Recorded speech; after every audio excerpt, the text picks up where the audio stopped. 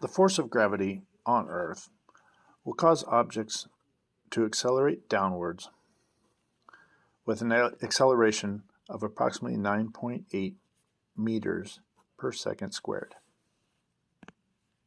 If you've ever taken a marksmanship course or a shooting class, you understand that when you fire a bullet from a gun, my gun there, that the bullet will travel. Let's say you fired it perfectly horizontally, and the bullet comes out and it goes in a direction, we'll call that direction X.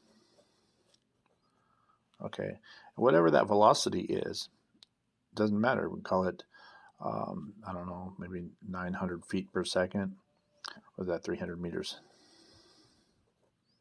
per second. Per second. It doesn't matter what the velocity is on the x-axis. That projectile will still fall to the Earth at 9.8 meters per second squared. So the faster you throw it sideways,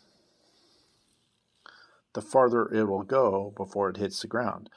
But no matter what, the trajectory of this projectile means that it will end when it hits the ground. So it doesn't matter if you dropped it straight down from here or if you fired it out here out of a high-powered rifle, they're going to hit the ground at the same time. Now imagine you have your planet here, and on the planet's surface you have a very tall tower and a cannon. And out of that cannon you fire a projectile at a very high velocity.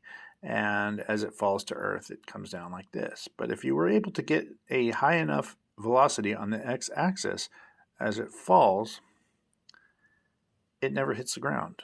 It keeps going, always falling, but never reaching the Earth. That is exactly what orbit is. Orbit is a free-falling state where your horizontal velocity does not allow you to ever hit the surface. And that is exactly why people on the ISS or whenever they're orbiting a spacecraft are experiencing weightlessness. They are actually falling, and they never do hit the ground. In order to return to Earth, basically they slow their velocity, usually by doing what's called a retroburn. And that slows them down enough to where they do fall and they'll come down to the surface. And how they time that retroburn is where they determine where, in fact, they will return to the planet, whether it's in the ocean or a land landing.